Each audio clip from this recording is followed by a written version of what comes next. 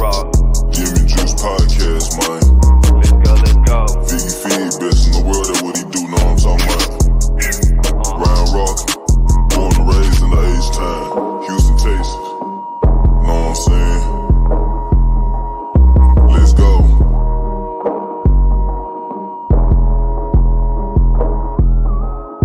Let's go, in the jacuzzi, smoking threats, I got my feet up, cut them haters off, I told them beat it, I don't need you, spend 50 racks in cash, but it's all good, I got my visa, this rolling got them staring at me like the Mona Lisa, my ghetto Nikeisha, I beat it like a creature, she always like my sneakers, these Jordan 5 pink aces, let's go, I'm knocking them down back to back in the row, he really the one, They already know. put on all of my chains, go put on the show. Giving out gems, sipping my juice. Counting the beans, addicted to ends. I need it back in on whatever I do.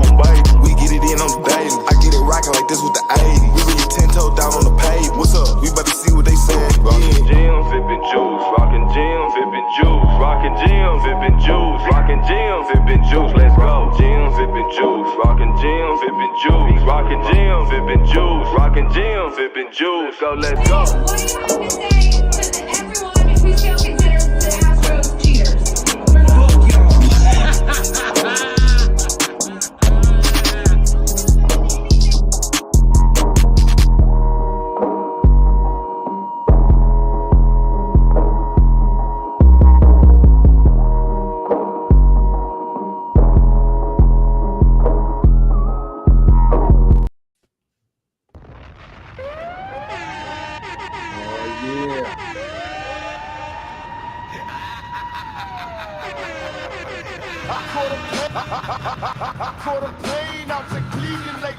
Gems and juice, gems and juice. You wanted to you wanted to hang at the park with the niggas. I need to start using more of these drops, man. Sometimes you get one that I forget we even had. You go, we got a deep vault of drops, and sometimes there's like one I forgot we even had that. So yeah, but we gotta. We some family, we some family men. We getting it. But Jay-Z saying gems and juice is the ultimate one, even though he didn't actually say that, but he's close enough. But anyway, welcome back to another exciting edition of Gems and Juice podcast. We got me, Ryan Rocket, and Figgy Fig, of course, of the new 95.7 The Fan, by the way. And I don't think we've talked since we actually officially made the switch, or at least done a podcast since then. So has anything changed with the switch, man? I have noticed I've been listening to the radio a lot more now. I didn't realize how much of a difference the quality made until I tuned into that crispy FM feed, and it sounds so good now. Now I actually like listening to the Fan a lot more, even though I did before. But it just sounds so much better, and it's not that shitty staticky. You know how AM radio is. Yeah. So how you feeling about the switch, man? I actually like it, man. It was well needed, man. It's been way overdue, and I know they've been talking about that for years. But I'm super glad they did it, man. I think honestly, it's a lot of stations that are FM now, just a lot of sports stations, and I think Odyssey. I think our station was the last station to flip over to FM. Mm-hmm. So that's the thing now.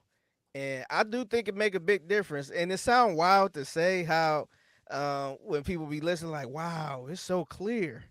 It's just like, yeah, it's clear. Like, I guess you never realize how I guess people get used to AM. Yeah. How, how much it kind of sound warm a little bit, where it's just, a lot of static to the point you just get used to it. But when you hear it crystal clear, just driving anywhere, like it don't go out when you in the parking lot, then it's like, damn, man, it's like it make you listen to it all day. Like, I ain't gonna lie, I've been listening to it more. Yeah. When I get in the car, because I'm a music guy, so I cut on some music or something like that. But now I just leave it on. So, I think it's real good. I like I just kind of like the rebrand too, and just been getting a lot of love, man. So salute to 95.7 The Fan. Yeah, man. I was, of course, up in the studio. I made my return, my long-awaited return back to the studio. I haven't been there since the last Texans game in January, and yeah, everything is different there, man. They have restructured the entire floor. I was lost for a second. I was like, "Wait, am I on the right floor?" Everything is torn up and changed. Yeah. The front office is all different. The bathrooms done. Everything is different now. The kitchen big as hell now. I'm like, it's somebody's house. Yeah. Kitchen big as hell now, but it looks nice. It looks nice. So yeah, good things happening over at Odyssey Houston, and glad to be a part of it, of course. And Figgy Fig doing his thing still on In the Loop. So make sure you tune in on 95.7 The Fan going forward. Now it's time to get into some NFL, man. The preseason, of course, has started. A little bit of action going on, and some, I don't know if you call it drama, but maybe a little bit. Biggest news being, of course, Jaden Higgins out for this season. Our number 2 wide receiver is now out. Just today, we got the news that apparently they have signed, who was it again? It is Sterling Shepard and Zay Jones. Yep. So hopefully that covers up the holes and they can get some needed production on that end. Yeah. I don't know if it will though, man. Like I know they had to sign somebody, but I think, with Jaden Higgins, because he's supposed to be a big part of this offense. I think eventually they probably gonna try to trade for somebody. Yeah, probably. Yeah, because this ain't like a team where you feel like they just trying to make it to the playoffs and all that stuff. This is a team that's they kind of got Super Bowl goals. So I'm not sitting there saying they're gonna give up a first round pick or anything like that, but I do think they got to look for a trade to try to get somebody where you be like, whoa, okay, they serious now. I'm not gonna lie though, man. All the names I've seen floated around look bleak as hell. So I'm not fucking Andre Ware. I don't know if y'all heard the pregame show, the Texans. Yeah, Andre Ware said Odell Beckham Jr. from the Giants. I've also heard like Keon Coleman from the Bills, the Cookies guy. Come on, man. DeAndre Hopkins, of course, the fan base wants him back. I'm like, y'all must have not seen him in the past couple seasons, man. So, yeah, it all looks bleak. I don't know. It can't be somebody like that. Like when I'm talking about maybe somebody like I think Vandermeer might have threw this name out. The guy in Cleveland, Jerry Jeudy. Yeah. Like he's a good player. I think he's on the last year of his deal. So and I think he can help the team a lot. I think and he'll be playing second fiddle to the Nico Collins. So I think somebody like that, I will probably go in a different direction maybe, but I think somebody like that they got to do something like that. It can't be no DeAndre Hopkins. It can't be no Xavier Legette, the dude from Carolina that talk country as hell. It can't be that. It got to be somebody where they could go somewhere and really make a difference. Yeah. I'm not sure, man. I'm just, when I seen that list of names, I was just got me down the dumps. I'm like, okay, we're probably not gonna be able to replace Jaden Higgins as number 2, but I think it's gonna be somebody that we probably didn't even know that was up for sale. Yeah, it got to be somebody where you be like, oh shoot, I didn't know they was trying to trade him. Like it to me, that's when I will get excited. It got to be somebody like that. Yeah, they got a little bit of time, man. Still got a couple weeks before the season starts, so they have time to make some moves and get people in the camp and get them worked out. So we'll see what they do. Now about other things going on with the team. How do you feel about CJ, man? A lot of talk about, especially today, about his contract situation. Apparently they are reportedly, according to Adam Schefter, far apart in negotiations, and formerly of Sports Radio 610, Jeremy Branham done put himself in the mix, talking about how CJ wants $70 million and the Texans want 50 to 60. And people asked him how he got this information, and he said it's like deductive reasoning. So now they're on his ass, and now that's been debunked too. People with sources are also debunking that shit. So Yeah, our former co-worker Jeremy Branham is kind of crashing out on Twitter right now over this CJ. But besides that, how do you feel about his new? I don't say new look. I guess we were used to his new look, but how he looked out there against the Las Vegas Raiders the other night. How do you feel about? I know we didn't see a whole lot, but how do you feel about him going into the season? I think I feel a little bit more confident now. It seemed like I know he only played a series in the preseason game, and I thought he looked fine. Now he was going to get second stringers, and I get all that. It's preseason, and shoot, I think he probably looked good in preseason last year. I can't remember how he looked last year, but I get all of that. But I think he'll be okay. The thing is, I feel like, and I'm just kind of guessing a little bit. This ain't no report or nothing like that. But I feel like he probably gonna be good enough where you're gonna have a lot of people split if you should pay him or maybe not pay him. I don't think he's gonna be bad. He not gonna be Pittsburgh bad or New England bad where he's throwing all them interceptions and fumbling and all that. I don't think he's gonna be that bad. I think he's gonna be fine. I'm just not sure if like I'm not really sold on the offense. Like to me, it was always the offensive coordinator. I never really had a problem with CJ, but I feel like it's the offense. I feel like it's the offensive coordinator, man. If the offense ain't good, and I think CJ will probably get the blame because we're gonna look at the quarterback. But I don't know, man. I think he gonna be fine. Like I think he gonna just be average. I don't know if we're gonna see that rookie CJ Stroud again, but I think he gonna be okay. Where maybe middle of the pack. Yeah, the most important thing to me is just ball protection, man. Do not turn over the ball, especially in the playoffs. If he could cut that down, I'm good with whatever. You know, I think we've all accepted that the rookie season CJ was a flash in the pan.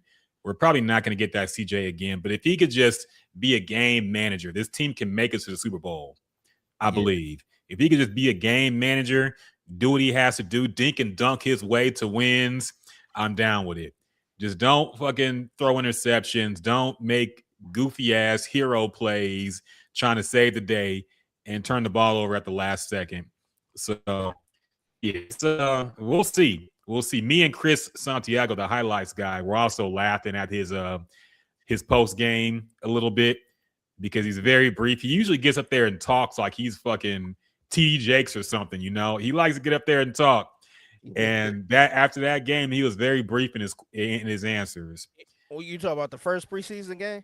The second, the one against the Raiders. Yeah, okay. His press conference was very brief for him. He gave and that could be anything. I don't even know if it's indicative of him having beef with the front office or him just being tired and wanting to go home. I don't know, but I did notice that he was a lot more brief in his answers than he usually is. And he didn't get up there and yap like he usually does. Yeah, he did the same thing. It's funny because the first preseason game, he was on the sideline talking to I think it was a reporter named Shelby or Shelly. I think it's Shelby. And he was giving her one word answers, man. I'm like, do we got a problem with her? I don't think it was her personally, but you could tell she was fishing for different answers, man. She got to the point she was like, all right, how was training camp? And he was like, good. It was good. And that was it. And she was just throwing shit out there, and he was not taking the bait at all. So I'm like, man, maybe and I know a lot of fans like to blame the media and all that stuff. So a lot of people was like, oh yeah, because he tired of y'all talking. Like I wonder if it's that. And then I also wonder if he just like, you know what, I'm gonna just ball out so I could get this money. I'm gonna just stay focused and forget all that talking. Like I'm about to just focus and be good. I wonder which one it is.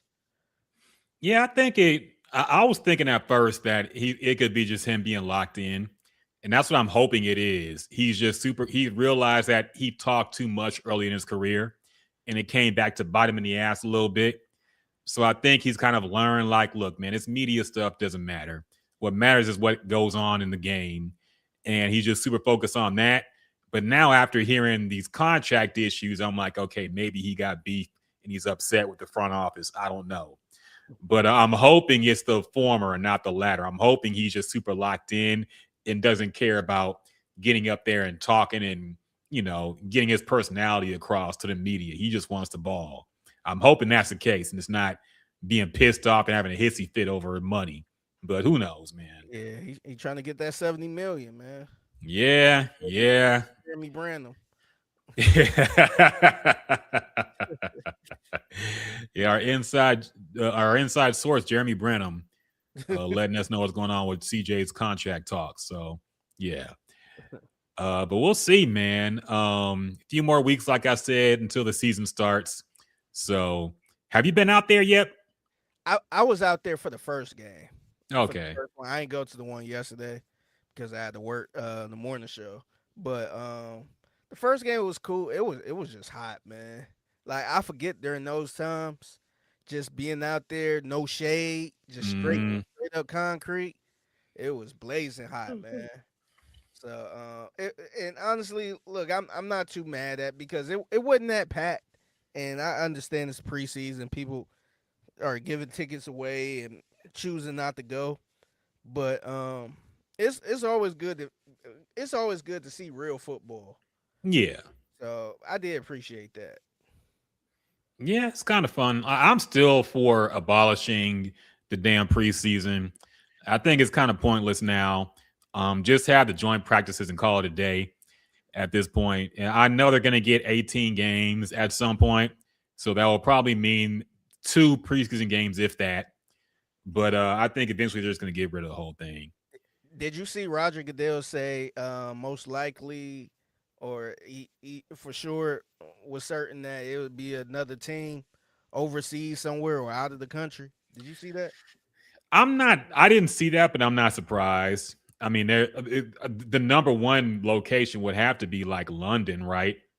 Because they keep putting Jaguars over there. They're gonna move them out of fucking Jacksonville, I guess. I don't know. No, they ain't gonna move them. They building the stadium, so I don't think they moving no time soon. Oh yeah, well, fair enough. Yeah, so I was gonna ask you this. I was gonna ask if because I can't remember if he said they were gonna add a couple of teams or maybe just one. I gotta find that exactly what he said, but I'm wondering if are they gonna expand the NFL more because it's already 32 teams, man, and that's a lot. So I'm wondering if he really considering, expanding to like maybe 2. I think you would have to make probably a whole nother division, right? Like I'm just kind of curious how he would do this. Yeah, I don't know how. I mean, the international games, people already hate them. The players don't like them. The coaches don't like them. The media doesn't like them. We don't like them. I mean, I'm sure, the and stuff. yeah, I'm sure people enjoy traveling and going to other countries, but just doing a game and having there's a lot that goes into production, like a radio broadcast. And when you go to like Europe, they got different voltage, so you got to get converters for everything, and then shit doesn't work. So it's a big hassle to do shit overseas from every standpoint of the game. And so, yeah, I don't know how that's going to work. I mean, are you going to have people really fly out to Europe every year in a division? They got to fly out twice a year to Europe to play in London or whatever the fuck they're going to put the stadium. Yeah. I think it makes more sense to have like a NFL development league in Europe or something and have it like get them acclimated to football first and then maybe think about expanding. But it seems kind of silly to have just put a team there out of nowhere.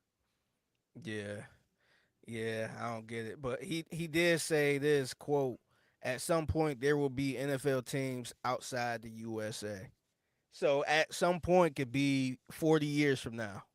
Yeah, I know it's very like a basic statement, but to me, it seemed like it looked like it will be teams with an S. outside the U.S. and that could mean Canada. They could be Yeah. Toronto. It could be Mexico City. But yeah, I'm just curious because that's gonna be a lot of teams, man. I feel like you're gonna almost have to make another division. So I don't know. And Yeah. then honestly, we was kind of talking about it a couple days ago. I'm like, I don't know what team you will move over there. Let's say they don't want to, add more teams and they just want to move a team. Like, will it make sense to move like the Arizona Cardinals over The there? Browns can go. Sorry, Figgy. The Browns can go. I get. I mean, look, I'm not mad at it, man. The people there are gonna be mad, but I'm just I mean, wondering. will it really?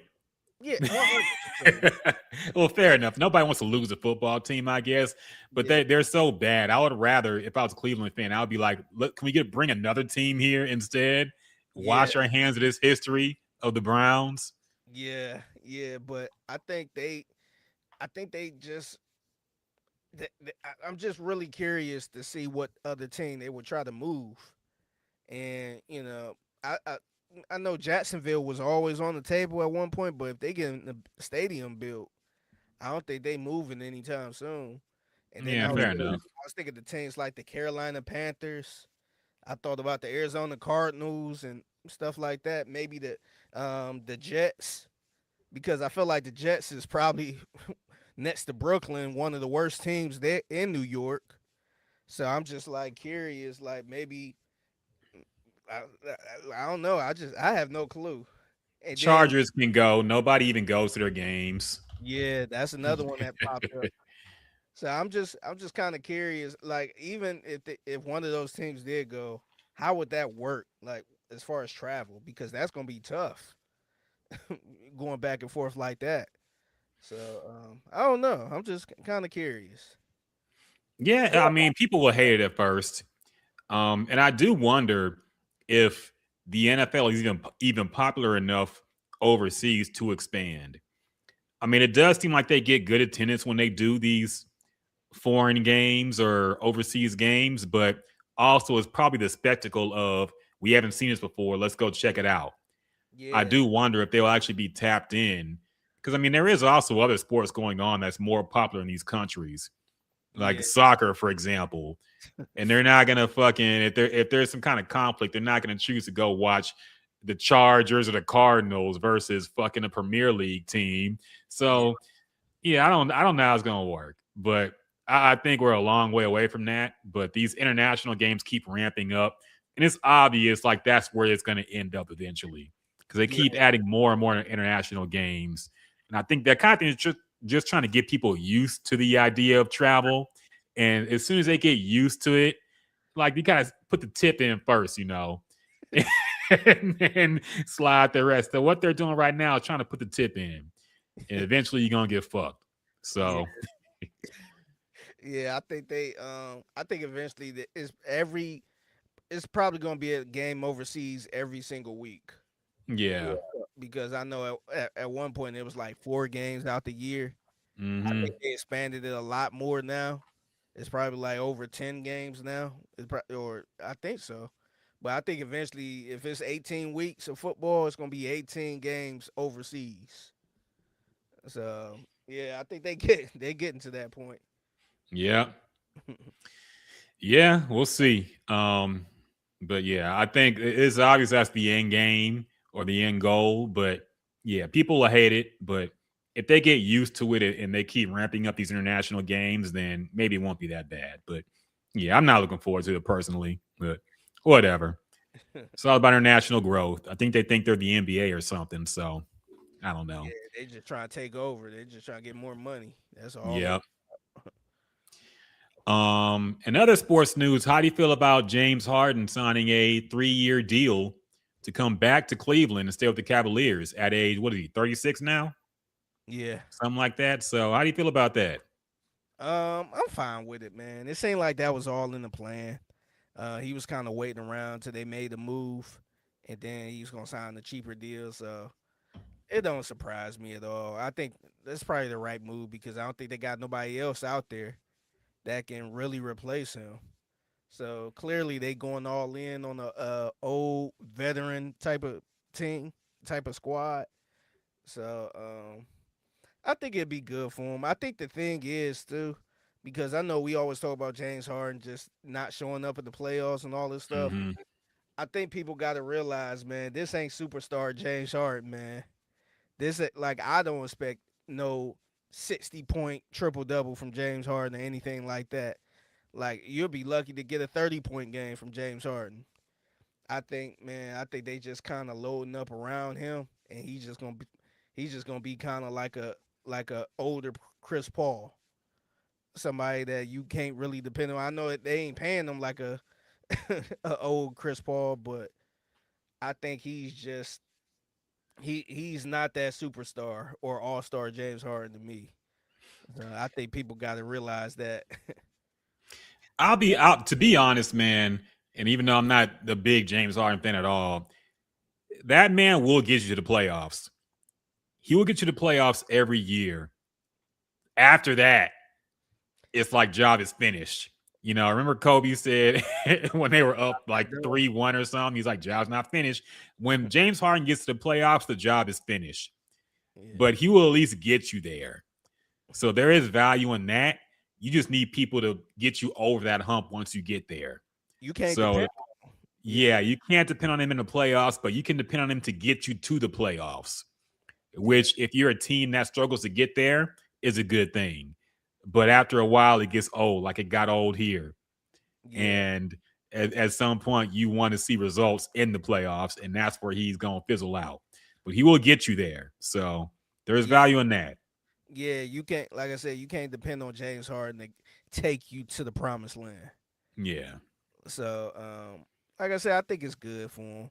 I just don't expect James Harden to take over when time is needed in the playoffs. Yeah. So, yeah. The last second block from Manu Ginobili still lives rent free in my head, man. That shit was so bad. Ugh. That was awful, man. Yeah. Bad memories, man. But so yeah, not a whole lot of other NBA news going on. Oh yeah, I saw Klay Thompson might sign with the Heat. I think the Mavericks released him, but who cares? He's finished. So whatever, man. Yeah. WNBA drama still going on. I don't even care about that anymore. It's getting worse and worse every week. And I'm like, all right, I'm tapped out. They are so messy, man. It's crazy. It's funny too because they always been this way. But now with the spotlight on, you could just see it. I'm just like, man, how do these girls even play with each other? Mm-hmm. Like, they are so like drama. Just like you ever heard a girl say, "Oh, I ain't got no female friends because they drama." Like just imagine a whole league of those people. Well, not people, but a whole league of girls in the locker room and all this stuff. Some dating each other and all this. Like that's calling nothing but drama, man. And it is funny because when you see like the hot takes on Twitter and these women acting like men are always a problem, and you know men are always the issue. These issues don't happen with women. This is why we should have a woman president. Blah blah blah. It's like when you really see what happens when it's just women involved, it gets crazy. I'm not gonna say it's worse than when it's just men, but it gets crazy. And you think, according to the hot takes, that a women-built league would be more dressed up and professional and, you know, acting right about this stuff. But you see it's very the opposite. And when you also see even the biggest men-hating women around would not want to work in an office with only women in it. That tells you all you need to know. Yeah. Like a lot of women, I know some women who like talk about the patriarchy all the time, but they've also mentioned like their worst bosses have been women. So. And then on top of that, you be like, why they don't like you? I don't know. She just don't like me. Mm-hmm. Like, that's it. And I know it happens with both sides, but it be women that just don't like each other just for the hell of it. It will be strictly a vibes-based hate with women. Yeah. It's on some completely irrelevant shit. At least men, usually we have a reason to not like somebody. You know, we think he's corny. We think something like that. He fucked me over with the job. He was gossiping behind my back. Woman just be like, I don't like how she carry herself. You know, shit like that. It could be really the smallest thing, and they will put you on the shit list. So you gotta be careful, man. Funny acting. Yeah. You be acting dry towards me. You be like, damn, you introduce yourself to her. Like she might be cool. And then next thing you know, they be all cool. Yeah. There's vibes-based hate over there. But, you know, I still wish the WNBA well. I don't hate on them at all. And it's unfortunate that people who like that league got to shift through all this drama. And now it's kind of like what MMA became for me. Because I used to love MMA, man. I used to watch UFC a lot. And it's when it got more politicized and more about the bullshit, it turned me off. And I think they're going through the same thing where it's just a white show. Yeah, when it got super right-wing political, when it got super about the trash talk more than the fighting itself and all that shit. And now I'm sure that's going on with the WNBA as well. You know, people love the league and they just want to see people ball. And now you got to deal with the transgender issues and the right wing and left. Well, all this stuff is like, just play. People just want to see sports. How you feel about Royce Wright and yeah. like that is embarrassing what they do. Yeah. What's up, Dub? Dub's a WNBA fan. I feel for you, man. So y'all are talking about me, a longtime fan who's annoyed all the time right now. I feel for you, bro. I feel for you, man, because it's rough. The dialogue going on, all the hot takes, everybody trying to dip their foot in this thing. Look, I do think it'll calm down a lot when football season starts. I think a lot of this drama will go away, luckily. But right now it's pretty bad, man. It's pretty bad. I will say just the bright spot of the WNBA right now, or at least for me, is Olivia Miles. Have you seen her? No, I haven't. The chick with, I think she played for the Minnesota Lynx, and she got the goggles, the glasses. No, I haven't seen her. I might have seen of her, but I didn't catch the name. You probably seen some highlights. Yeah. She a rookie. And that girl cold, man. Like she out here looking like she giving out white chocolate type of highlight videos. Like she out here balling, man. And I remember seeing her in college because I think she played for Notre Dame at one point, and I think she ended up transferring to TCU. But she was one of my hear me outs because she looked all nerdy with the glasses. Yeah. And she was out here giving buckets. I'm like, damn, who is this? She was just out here getting buckets, but nah, she balling, man. She out here looking like a fucking I can't even put a player on it. I don't want to do her like that, but she out here balling. Dub said she got 9 points right now. Are they playing right now? That's funny.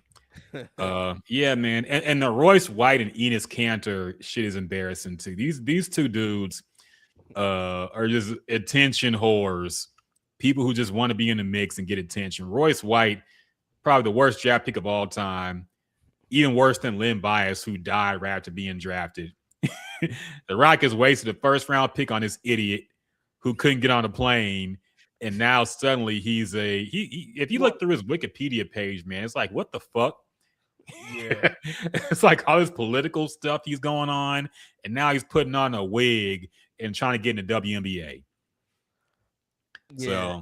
And Enes Kanter, another goofy ass dude who's more known for his outside the league shit than he is for actually playing basketball. Just embarrassing, man. Y'all need to get a job.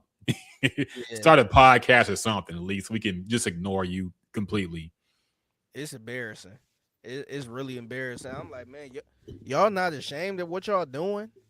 And talk about when I get in the WNBA, I'm gonna dunk on Angel Reese, and I'm like, dog, like this is a woman, man. Like, why are you talking like this? You couldn't even do that in the fucking in the NBA.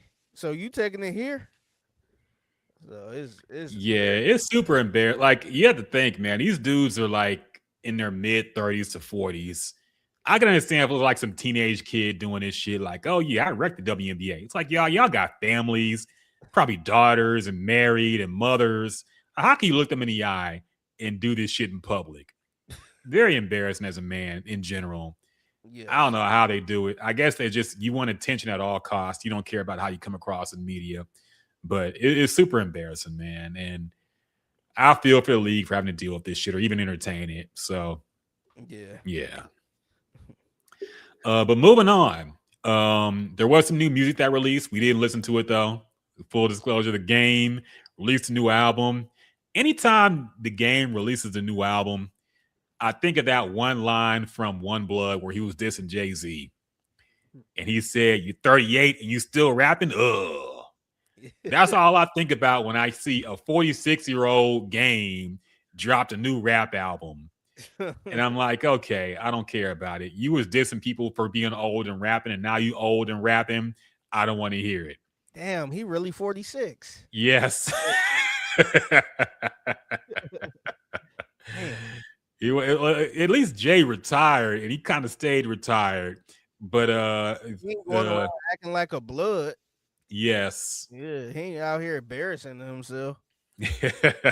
Acting like him and Chris Brown, the Kings are acting like they still 22 years old and they big age. So yeah, very embarrassing. But I skimmed a little bit of the Drake, and I didn't hear any Drake on that feature. I don't know where he pops up, but yeah, it just sounded bad from what I heard. I heard some clips, and it's like, okay, I guess he was trying to do like a GNX, his version of GNX, and kind of West Coast sounding thing. And he kind of dissed Kendrick, but kind of didn't. You know, he did that pussy shit he usually does. And I'm like, all right. So I didn't listen to it. I don't know if it's good or not, but I doubt it's good. Yeah, same here. I didn't listen to this album. I did listen. I skimmed through the song. So the song with Drake is called No Breaks. Yeah. And when I tell you I was listening through the song, and it sounds very much like he imitating, and he always been good with this. Mm-hmm. Imitate another rapper, and it sounded like he was imitating, trying to do a like some type of Not Like Us Kendrick type of vibe with this song. And I'm sitting here, I'm like, okay, it clearly sounds like Kendrick. And I'm waiting on Drake. I'm like, do we got a verse in this? I'm like, we towards the end of the song. And I'm like, we got about 20 seconds. I know Drake ain't about to come out of nowhere with a fire ass verse. And I'm like, man, he just fooled us at this point. So I guess it was some Drake. I guess Drake was on the hook, something like that. I still got to go back and see. Yeah, I didn't look at it because I don't want to listen to the song right now. Nah. What's the song called? It's called No Breaks.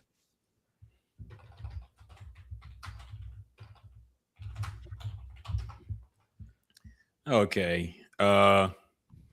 Yeah, I guess he was on the hook. He didn't drop a verse. I hate when okay. do this, man. Yeah. You want to read the hook? I mean, you want to read the chorus?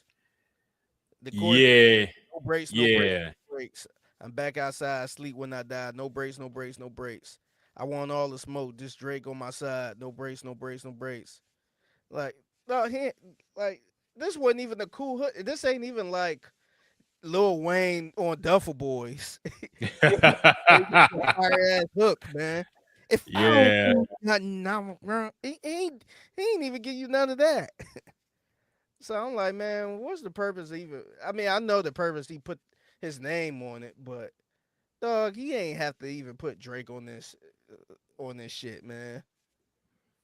Like it's embarrassing. And then he been rolling with Drake for the longest. Mm-hmm. Not embarrassing himself, in my opinion. And dog, like he couldn't even give you a verse.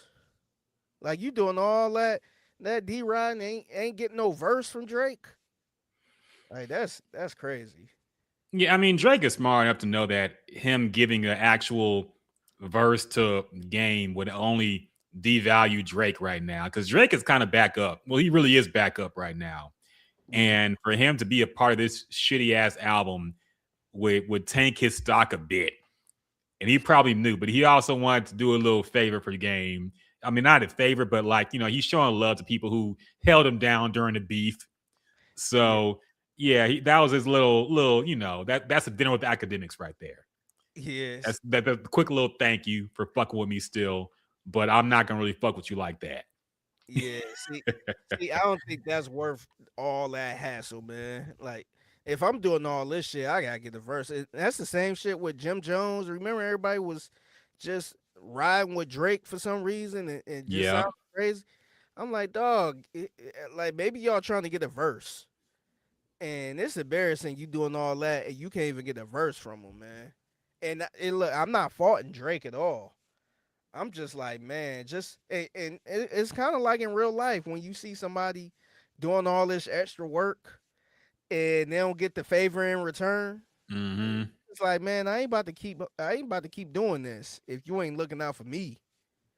That's like keep taking the chick out to dinner thinking you about to, have a good time afterwards, and she keep having you take her home, like just drop me off at home. I'm like, you ain't about to keep taking the chick out to dinner then. Yeah. Well, I mean, I think the truth is, I think people want to maintain the access to Drake. They want to be invited to the Drake parties. They want to be able to be around him. So that's why they roll for him so hard. Because honestly, man, if you stand with Kendrick, you don't really get a whole lot out of it. Let's be real, because you don't be outside like that. He don't get out verses like that. So if you ride with Kendrick, it's really because you fuck with him. It's not because you get something out of it. I think a lot of people, and Drake knows this, a lot of people only fuck with Drake because they get something out of it. They get the access, they get the parties. Maul gets to be up in the album release and shit, party, taking videos, acting like a giddy little schoolgirl. So you get things. There's a little, a package of being with Drake. You get little bonuses and stuff. And I think that's why they ride with him more so than thinking they're actually going to get a verse. Because I don't think Drake is going to give anybody a verse who's not named Sexy Red or Future. I think the days of Drake just giving out verses are done. Yeah. Unless it's Sexy Red or Future, I don't think he's going to be collabing with anybody else really anytime soon as far as being on their songs. So yeah, it just, I don't know. To me, like if I'm game, like I want to get it. Like if I get a Drake verse, I'm up at this point. People gonna play my song, so I'm just like, man, like I'm doing all this just to not get a verse. I mean, I understand from Maul's point. Maul is a media person, and them parties is his verse pretty much. mm-hmm. Like him being invited to all this stuff, getting that access, that is his verse. But if you game, the best thing you could get is a verse from Drake to put on your album, and you doing all this chucking and jiving, and he gave you some ad libs on this damn hook. And I'm like, at this point, like I ain't sitting there saying he need to pick a side, and I know essentially that's what it was, but like you ain't got to do this much shucking and jiving. With Drake, you can still say Drake is my homie and all this other shit, but you doing a little too extra to not even get no verse. Like he could get you 8 bars. He could have gave you 8 bars, man. So that to me personally, that would have ticked me off. I would have been like, all right, I'm gonna take a step back a little bit. Yeah, but I mean the song was ass too, so I really couldn't blame Drake for not wanting to be a part of it. Maybe he brought something better with a better beat. Drake would have been more willing to do something, but you probably heard that song and be like, all right, I give you a couple bars for a hook and that's it. I won't even sing that shit. I'm just going to say it in the most monotone voice you'll ever hear me in. So, yeah. And, all right. And Game is also known for doing this type of shit too, where you'll look at the song and be like, oh shit, he got a song with Lil Wayne. And then there's Lil Wayne on the hook, because I'm a motherfucking goblin. Yeah. That's all it is. You think you'll get a fire ass Lil Wayne verse, and you ain't got none of that. So I'm just like, man. Yeah, he's not the only one. A few artists do that the fake feature, and I remember I think Cardi B did one that annoyed the hell out of me on her last album. But they do the thing where it's a legendary singer or somebody on, and like, oh, featuring Mariah Carey. Oh, okay. Oh, it's a sample of a song from 1993. Yeah. Oh, okay. So it's not actually a feature. You just sample somebody's record. Yeah. Remember, So, remember Busta Rhymes did that. We thought he had Bev Biv DeVoe on there. Bell Biv DeVoe, yeah. Yeah, and it was a fucking sample of Poison. that really should be like illegal. I don't know what the music rules are, but I do feel like you should not be able, if you sample a record, you should not be able to say featuring that artist. It shouldn't count as a feature. Yes, it really shouldn't. But I guess that's the world we live in. So, oh, and speaking of like Billboard shit, a quick follow up because we were talking about the AI song from Phoenix Flexin. So in our time off, he's actually fully admitted now that the song was AI. He used AI on it after lying and say he didn't at first. He went ahead and admitted it, and he put out a statement saying, you know, this is the future, blah blah, what all the shit that people who love AI say, you know, and at the same time, Tyga also released an AI 80s album too. Starface. Yep. Yes. And apparently he's trying to tour with it too. Yeah. And it got a 0 rating in Pitchfork. And also Doja Cat shooted on him too in publicly and is getting the rightful pushback. I also did see that Spotify is now categorizing AI songs and won't include them in regular playlists anymore, which is a good move. So luckily, I think for now, our biggest fears are being avoided. Yeah. We're not going to see an AI take over music. Now, I do think artists are using AI in their songs already. Like they are.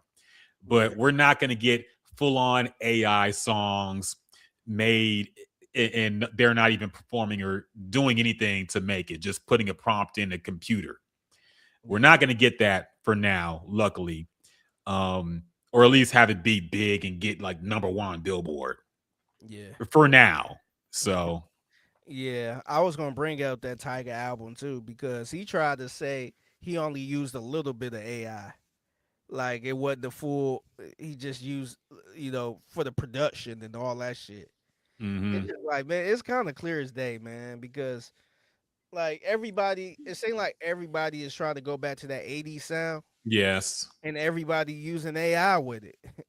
And we could type in some 80s type instrumentals on YouTube, and all of this shit is like AI type shit. So I'm just like, man, like I don't know. I guess everybody's just losing the creativity a little bit, man. What happened? Like I know it might be a little tough to do this, but how about maybe find a producer or somebody that used to produce shit from the 80s and maybe try to create that somewhat again instead of just going straight to AI and just I mean Jimmy Jam and Terry Lewis are still alive. Exactly. Like, hit them up and try to get something that sounds like from that time. Yes. But yes, that's what I would do. Like, and honestly, I love that 80s sound. Yeah, and me too.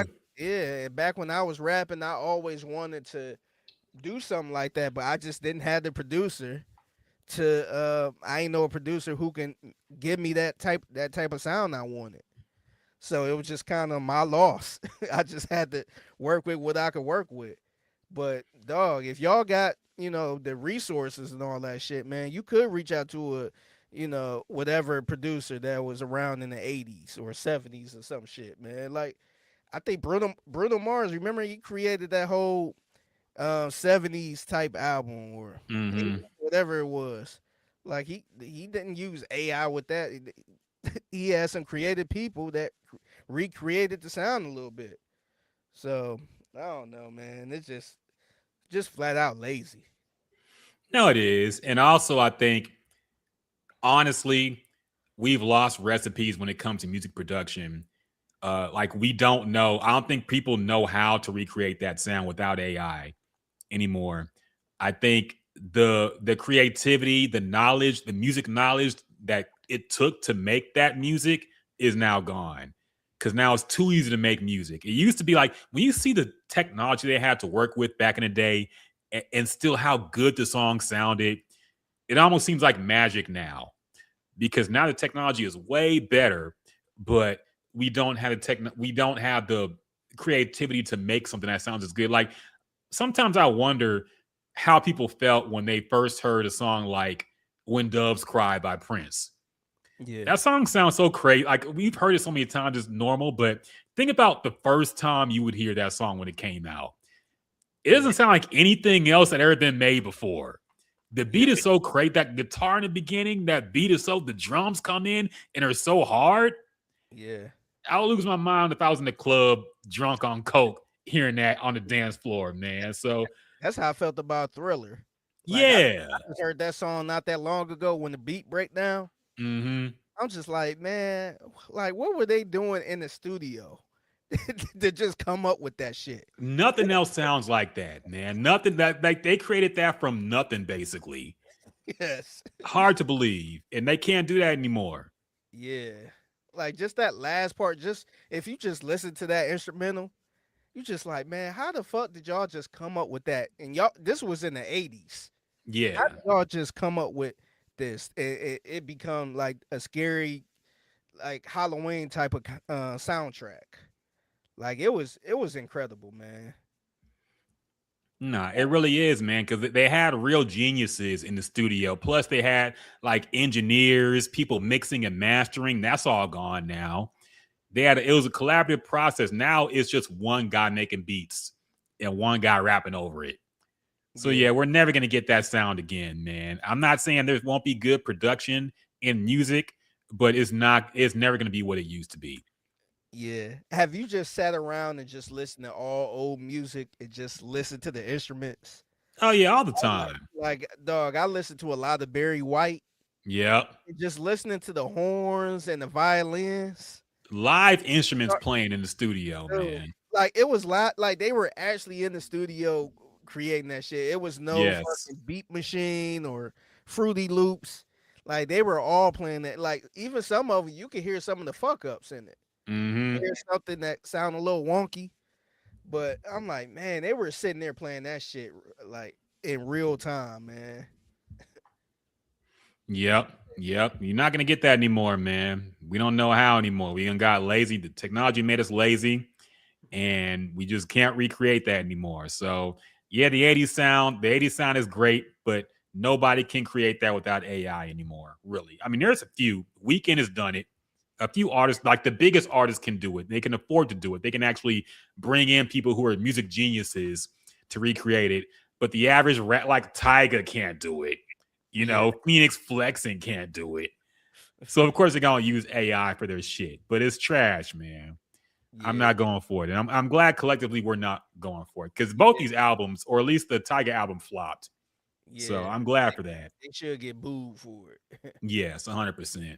But we'll see where things go from there. But I am glad that people have pushed back and rejected that AI music in general.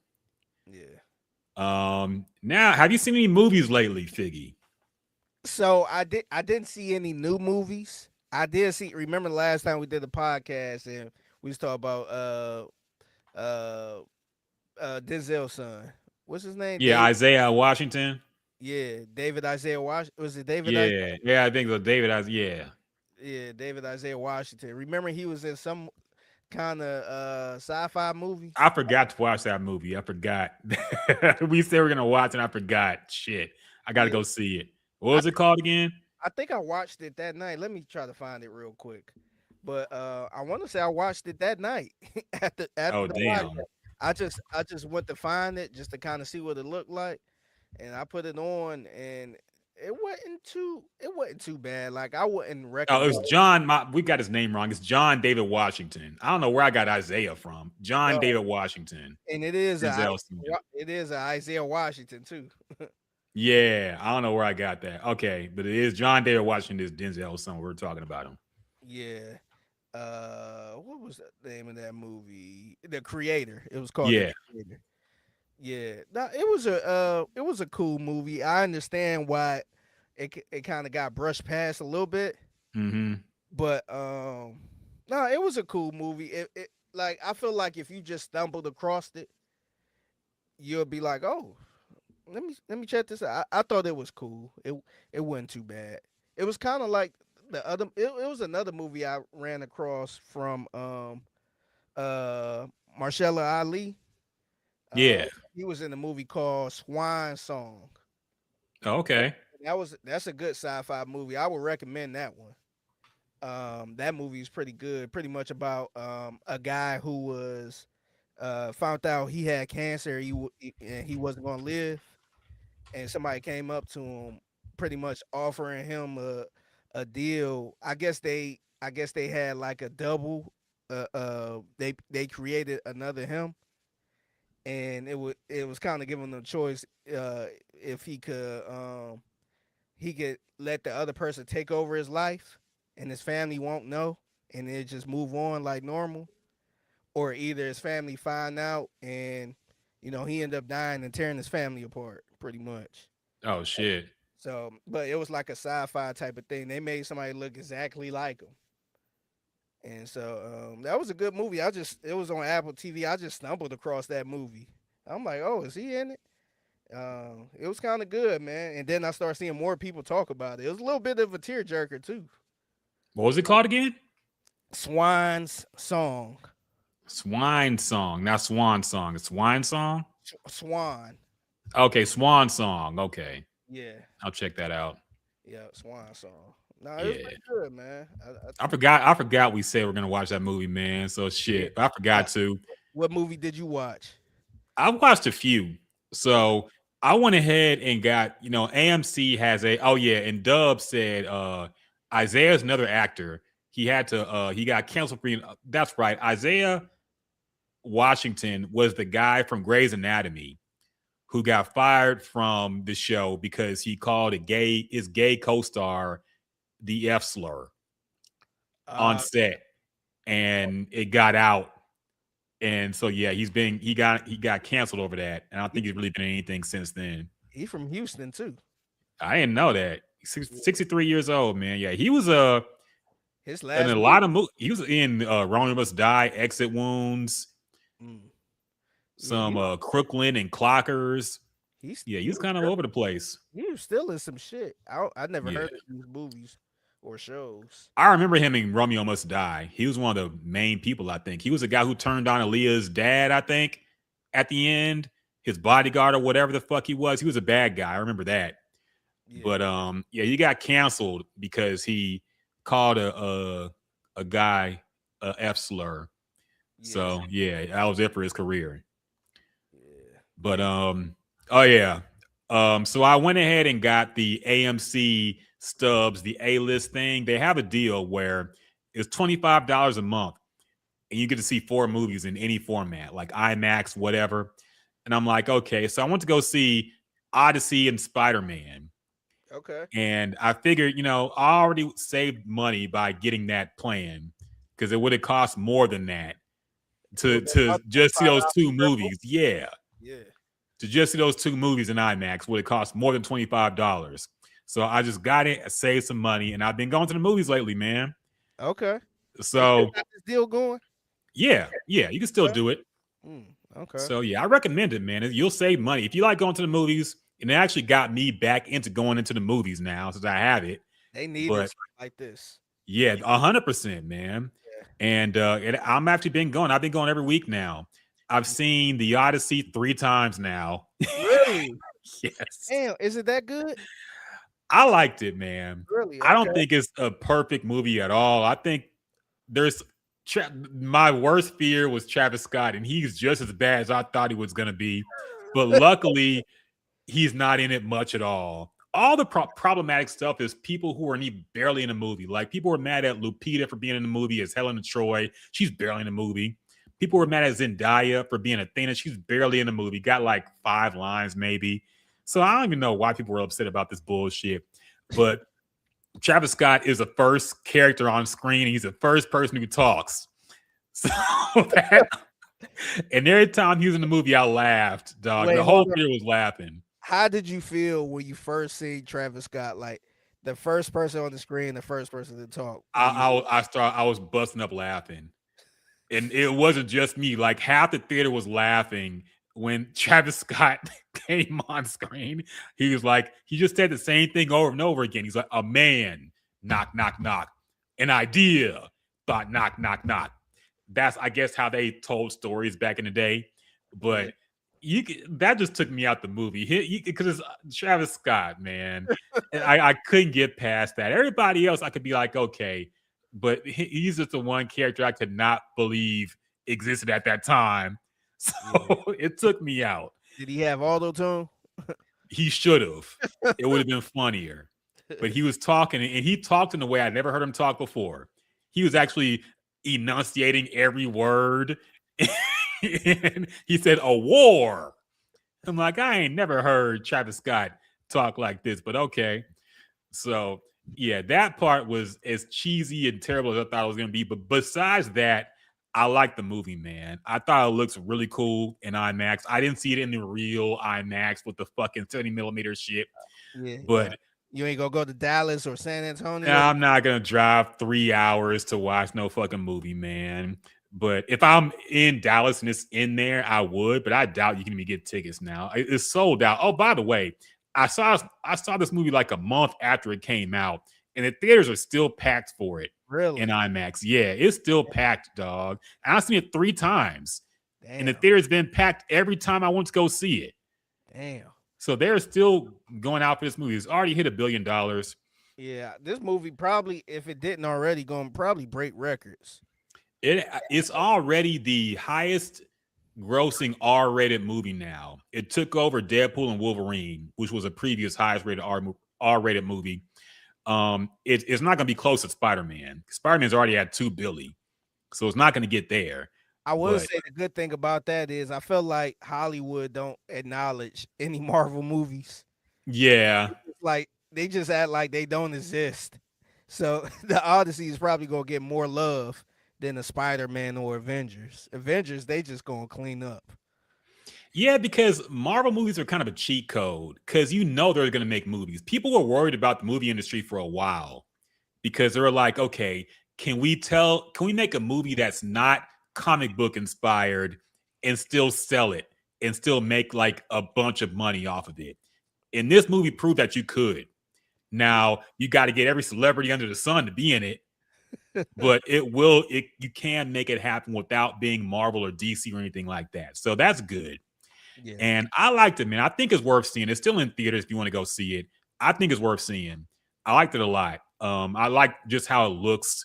I like, the visuals are really good. It's loud as fuck. I like that when the loud scenes are just crazy loud. I liked it a lot. So yeah, I want to go see it 3 times. And it's the 3-hour movie, man. So that yeah. I ain't take a bathroom break either. I was locked in on the movie. Damn, that'd be the best though. When you just focused, you ain't like I mean, I don't know how it felt for you, but like did it feel like it was just long time or just kind of it did not feel like a 3-hour movie, man. It felt like a 90-minute movie. It's because every scene there was some shit going on. It was interesting. So I was locked in the entire time. Every time I went to go see it, I was locked in. Damn. Now, on the other hand, I went to go see Spider-Man, and that movie felt like it was 4 hours long. Damn. It felt like it went on forever. I didn't really like it. I got to be honest. I'm not really a fan of it. And apparently it's just me because people love this movie. I asked my nephew. He loved it. So I'm like, okay, I guess it's just me. I don't know if I'm just growing out this shit or I just don't like this Spider-Man. I think it's both. But I wasn't a big fan of Spider-Man. I didn't really like it. And I like the old Spider-Man movies a lot. Maybe that's kind of tainted my perception of what a Spider-Man movie should be. Yeah. But I didn't like the new one. I couldn't say I'm a fan of it. It looked good in IMAX. And there's some cool shit that happens in the movie, but I couldn't get into the story. I just didn't care about it. So yeah. I kept seeing mixed reviews on it. Remember my homeboy Terrell, who we used to do the movie reviews with. Yeah. On this podcast. He didn't really care for it either. Okay. Giving the negative review. And now he's known for being a little bit negative, but but I kind of take that with a grain of salt. I feel like he's just being honest. But yeah, I've been seeing a couple mixed reviews on it. So I think it's kind of like that with Marvel movies at this point, man, because you got some of the hardcore fans that's like, man, what are y'all doing? And then you got, the fans that just support anything. that's just fine with anything. That it, me, I'm one of those people. Like, it got to be really bad for me to say it's bad. Like, it's a couple movies where I'm like, yeah, it was cool. I probably wouldn't go see it again. And then some of the movies where I'm like, oh shit, I might have to check it out again. It's been a minute since a Marvel movie made me want to see it again. Like, Not since Infinity War. That was the only one I had to see multiple times. Besides that, yeah, that was the only one. And then you had a few of them before that I will watch again. But yeah, that was probably the last one, to be honest. Yeah, same here. David said 3 times sober. Now I was kind of fried, honestly, but it was good. It was still enjoyable. So yeah, I did enjoy it. But Spider-Man, yeah, I'm not high on that. I didn't really enjoy it at all. I also saw Obsession, which I've been hearing about. I had no idea what this movie was about, but I heard people talking about it on social media. So I went to go see that, and it was good. I liked it. It was very cheesy, kind of like an old school type horror movie, a thriller, where like be careful what you wish for because it might come true, shit like that, But I liked it. I liked the story. I mean, I didn't. The story was fine. It was cheesy in a good way. I felt it was funny. I didn't think it was really scary at all. I thought it was hilarious. But there was one white lady near me who was losing her mind at some parts, getting super scared. So I guess it was scary for some people, but it wasn't really scary for me. It was just funny. But I did like it. I liked it. And it was also short. It was like 90 minutes long. And it's like, as soon as you really get into it, it's over. Yeah. It was kind of crazy how short it is. But then I used to be just a normal movie length. But now every movie got to be 2 hours and 15 minutes at least. So it felt like a blast from the past to be in and out the movie theaters, in like 2 hours. Yeah. So, damn. Okay. I like Obsession. I think it's worth seeing. Okay. Cool. I think I might have to see that. I got to see it on my own because my lady don't like scary movies at all. Really? Yeah. I mean, it's honestly, it's not that scary. There's a couple pop up, and you can tell when they're gonna look. I haven't seen a scary movie in years now, probably like 10 years maybe. But it's funny how they have not changed at all, because you can easily tell when something scary is going to happen. Usually it's when it drops completely silent and there's nothing else going on. There's no music in the background. There's no dialogue going on. It's like, okay, something's about to pop up and try to scare you.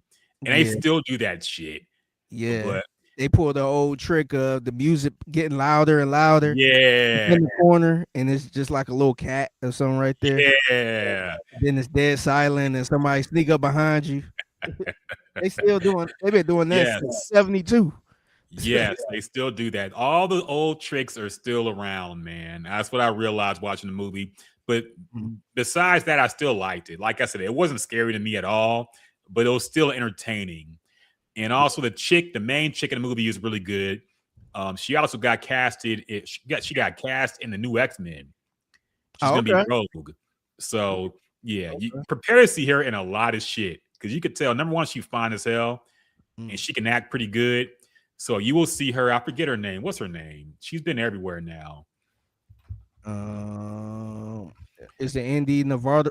Yes, Indy Navarro. Indy Navarrete. Navarrete is her name. I think she's Latina technically, so that fills out a diversity, thing in movies they gotta have now. So trust me, you will see her in everything going forward. She will be like the new Jennifer Lawrence. You're gonna see her in everything now, so get ready. But yeah, it's kind of crazy because she started off as like a video game streamer, apparently. And she just started acting and stuff, and suddenly she got in this movie, and now she's blown up. So yeah, you'll see her a whole lot. But she was good in the movie. She carried it, honestly. So damn, okay. It's a good movie. And I also plan to see that new Jason Statham movie this weekend. Mutiny is out now, so I'm gonna see that this weekend. I'll let y'all know if it's good or not. But yeah, I recommend the AMC thing. Get it if you want to see movies, man, because it's $25 to see 4 movies a week is a steal. And they'll probably will up the price or do something. You know how it does. This shit never lasts for long. When people start getting into it, or not abusing it, but when too many people get on it, they jack up the price or do something to it. So get it now while it's still good. Yeah, I and recommend it. it's 20. You said it's 25. $25 a month. Yeah, Okay. Yeah, that might be worth it, to be honest. it And then one kinda get you out the 100% house. is. Yeah, 4 times a week, 4 movies a week.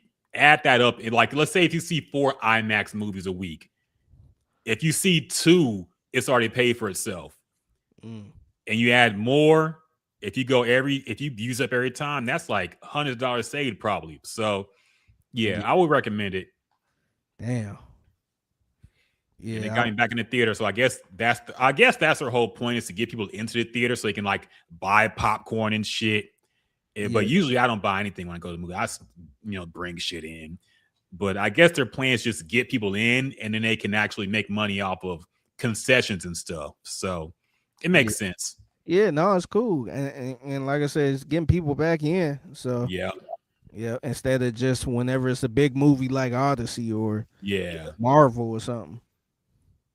Yeah, I've been going, man. So yeah, I'm back in my movie critic mode, I guess. I'm gonna go see that other one that came out too. I forget what it's called, that dinosaur movie that came out. The End of Oak Street, I think it's called. I'm gonna go see that this week too. So okay. Yeah, man. Okay. I'm back in I it. might have to get back in it now. No, do it, man. We should see the same movies and give our reviews. We have we're trying to pivot this podcast from hip hop anyway. Yeah, So we might as well be like, now, man. yeah, we might as well just be like the Black Siskel and Roper. What the fuck? Was it Ebert and Roper, or Ebert and Siskel and Ebert was the original one? Then it was Ebert and Roper. Then Ebert died. Then Siskel died first, and Ebert died later. But yeah, we could be the new Roger. Ebert and Siskel, or whatever the fuck they're called. Siskel and Ebert, that's right. Yeah. So, did you see the verses this past week from Donnell Jones and Joe? I've been seeing nothing but the highlights and how rough it was for Donnell Jones. That's all I've been seeing. So I'm not sure. Have you seen it? No, I didn't.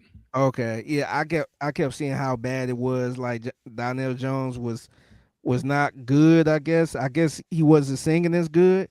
I heard a couple things where I'm like, he don't sound bad. He don't sound like the same Donnell Jones, but I heard Joe was killing it, man. He brought out 50 Cent and all that. I heard he was. Oh damn. Yeah, I heard he was a lot better. Yeah, I'm not surprised, because even looking at the catalog, I looked at what they played, and I'm like, how did anybody think Donnell Jones had a chance? Yeah. Joe had a lot of classic songs, man, and classic albums, and Donnell Jones had like maybe 3 that people remembered. Yeah. The song with Lisa Left Eye, and what else? Say what? Say what? Say what? Yeah, that song. But he only had about 3 songs people actually know. And Joe got like 10 to 15. So, of course, he was going to kill it. And I think he's a way better singer, too. Yeah. So, I was really surprised he even put that together for the verses. But yeah, me too. I'm not surprised at the result. To me, that would have been just a regular good R&B night. It shouldn't have been Joe versus Donnell Jones. Yeah. Well, it would have been cool if they were both just kind of doing it together, I guess. Mm-hmm. Yeah. I'm not surprised at Joe cleaning that shit up. So, I don't know when the last time I've been motivated to actually watch a versus. It's been a long time, it feels. The last time I was kind of motivated to watch it, and I think I was working at the time, so I couldn't really pay attention. But the No Limit and Cash Money, I was just kind of curious. I don't think I was motivated where I'm. Oh, yeah, I did see that one. That was the last one I saw that. And that was terrible too. Yeah, I was just more curious of, seeing who was all there and all that, how it looked. But for the most part, like, I wasn't motivated to watch Game versus YG. Like, it just, I don't know. I don't even know if it's a versus that can really, like a possible versus. I ain't talking about Jay-Z versus Kanye or nothing, but something that could happen. I don't even know what would get me out where I'm like, oh shoot, let me cook something. Let me put it up on the big screen and watch this. Like, I don't think there's anything out there that will get me like that. I wonder, like, can they expand outside of just hip hop and R&B, because I feel like they've kind of scraped the bottom of the barrel at this point when it comes to rap and R&B of who can actually feasibly do it. Now, they're never going to get Drake. They're never going to get Nas. They're never going to get Jay-Z. They're never going to get some of the biggest names in hip hop. They're not going to get the biggest names in the R&B.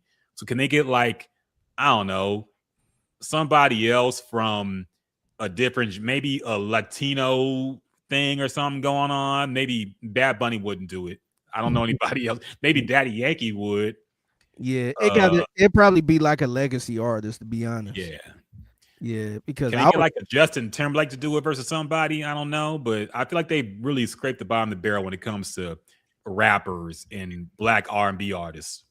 Yeah, I'm sitting here trying to think too. And I know this is a stretch, but I was like, damn, can they dip into some classic rock or something? Yeah. I mean, I'm not sure who would who would do it or who you'll get. I know that could be a little tricky. But I'm like, man, I just don't.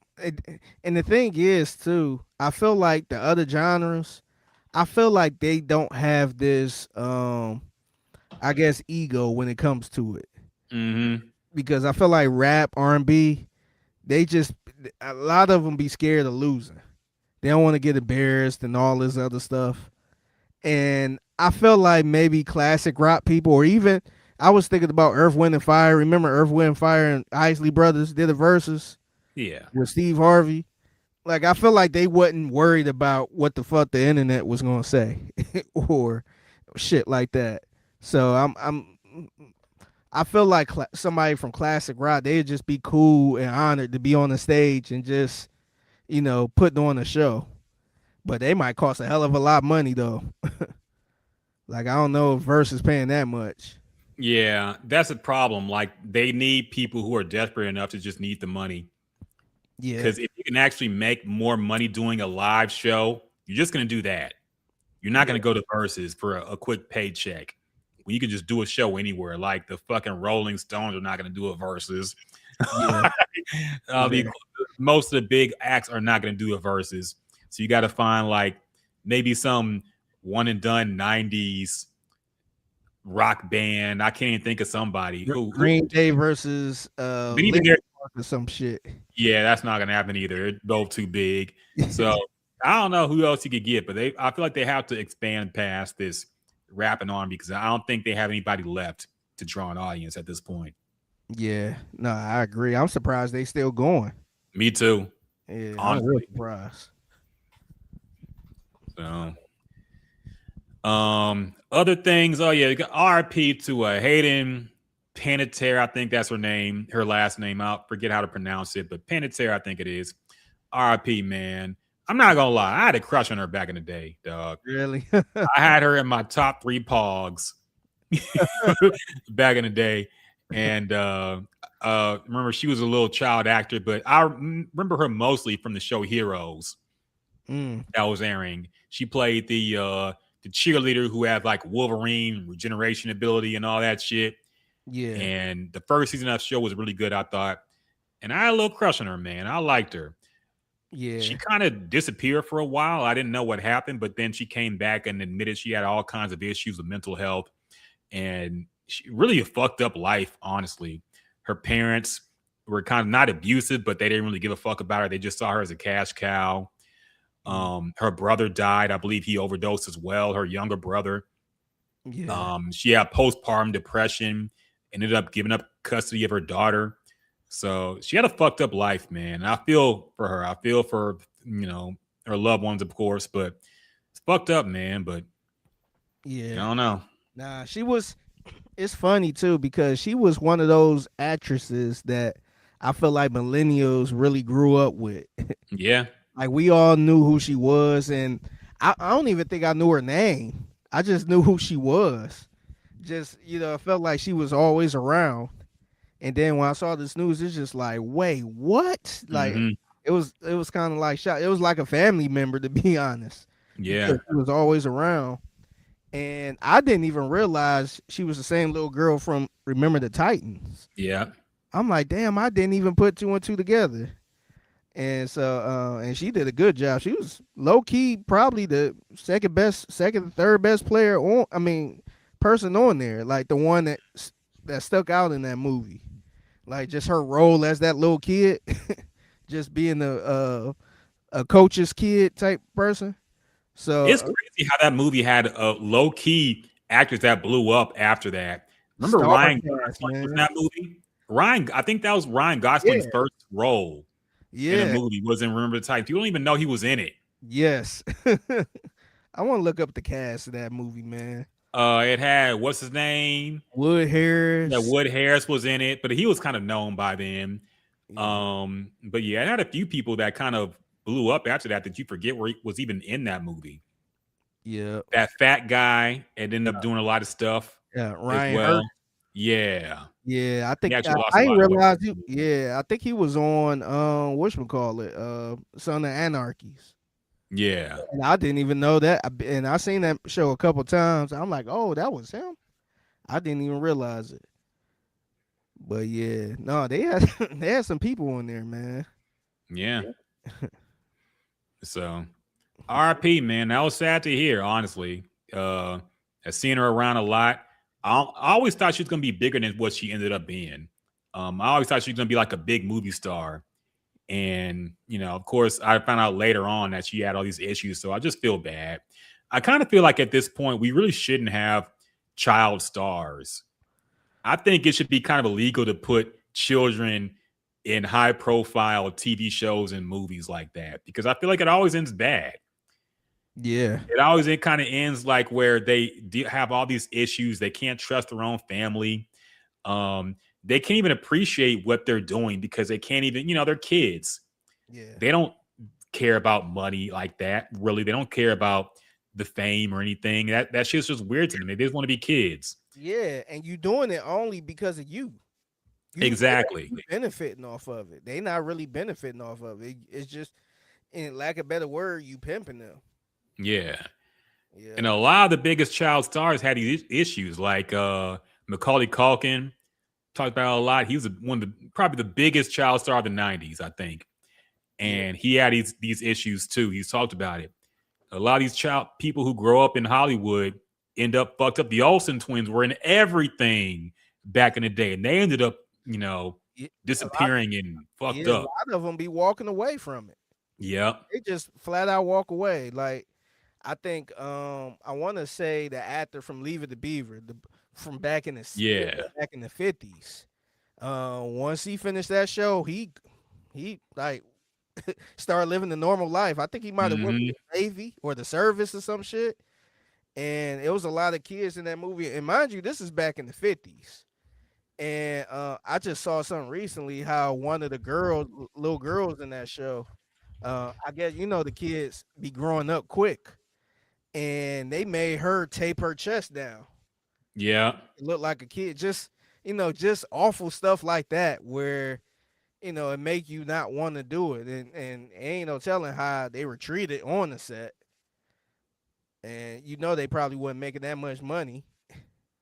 So I don't know, man. It's strange. You see a trend, man. I feel like nobody really talking about this trend, especially when it comes to some of the child actors that just kind of blow up and how they just kind of go off the rails after that, or they disappear.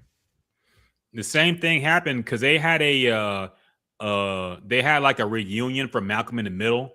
They did like a little mini series, and the youngest kid on that show didn't come back for it. And like they asked him again and again, he's like, "No, I'm not doing that anymore." He's like in school and shit. He's doing some other stuff, and he left Hollywood. I think his last role was like in 2010, and he just left. He's like, I don't know what happened, but he was done with that shit. He could have easily taken that paycheck and been fine, but he said no. So I think when children get into business, it fucks them up and it traumatizes them. And it gets to a point where, some people just don't ever want to act again. Yeah. Yep. No, it's sad, man, especially when you see this type of outcome. Yeah. When somebody, go to drugs and stuff like that. That's when it really be sad. Where you like, damn, man, it could have been a lot better. Yeah, very sad, man. So R.I.P. I think it was right before her birthday too. I think she would have turned 37 today or yesterday, I think. So yeah, fucked up, man. R.I.P. Yeah.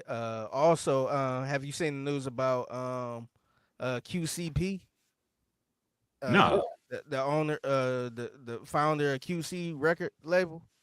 So apparently he had a massive heart attack today, Oh shit. and it was a whole bunch of reports out there saying that he died. Mm-hmm. And then I think his family or his team put out something saying he didn't, he's still alive, but we need prayers and stuff like that. So I'm not even sure what that means. They didn't give much details. Like I'm not sure if this is technically he's still alive type deal, and they just trying to figure some stuff out, or is he good enough where he'll be okay and make a recovery. But yeah, it was a whole bunch of RPs, and then a lot of people did a little more digging, and then the family or the team put out something saying he's still alive and all that stuff. But yeah, man, I think he went by the name of P, and he was one of the founders or the founder of QC Record Yeah. Label, which discovered Migos, City Yep. Girls, the Lil Baby, and all that. So I didn't hear about that. That's news to me, man. It happened today. Oh Yep. damn. It happened today. I want to say maybe around 12 o'clock, 1 o'clock, somewhere around there. Yeah. It sounds like that Bobby Christina Brown type situation where like the person is basically functionally dead, but still on life support. And they're like praying for a miracle, so they don't want to cut it or whatever. But I kind of hate when they do that because it's like, I don't know, I guess it's there. I mean, I'm not part of the family, so I can't judge. But it's rough, man, because somebody's probably gone, but they won't end it, and they just keep, oh, we need them in your prayers and stuff. Like, of course, I hope people pull through, but when somebody's brain dead, it's over. And if that's what happened, then it's over. The person has passed on, essentially. So it sounds like it's kind of one of those situations where they're not going to officially say it yet. But what really gets me mad is when they get pissed off when people say, "Oh, don't say they're dead. Don't say they're dead." Then a couple weeks later, like, "Oh, he passed on." Yeah. It's like, Yeah, nah, I seen a situation where, we kind of knew somebody was gonna pass away. Like we was just waiting on it, and it got so bad where I think somebody jumped the gun a little bit. Was like, oh, he passed, and it was like, no, he didn't. And I want to say a couple hours later, that person passed. Yeah. I'm just like, man, like, and people be really upset over this. Like, this ain't no, prank, no Facebook prank, somebody saying they died and they totally fine. Mm-hmm. Like, we all, like at this point, we all getting secondhand information. So, Yeah. Yeah, so I don't know. I forget who it happened with recently, but some celebrity it happened with, and it was the same thing where it's like, don't say they died, don't believe the news, don't say they died. TMZ just always clout chasing. They act like TMZ is wrong about this shit. Where usually they have a pretty good batting average when it comes to reporting deaths. Yeah. And when they say something, it's like, oh, they're not dead, don't believe it. Then, like you said, a day later, they announce they passed on. Yeah. It's like, and people get really upset about that. They're like, everybody wants to be the first. You don't want to be correct. It's all right. Yeah. So yeah, I'm not sure what's going on. This was the update, I guess. Quality Control Music posted. They say we want to clarify that Pierre P. Thomas is alive and currently hospitalized, receiving medical care. We ask that everyone keep P in his family and their thoughts and prayers, and respectfully give them the privacy and space they need during this time. We deeply appreciate everyone's concern, support, prayers, and loving energy right now. So, like I said, I'm not sure if this is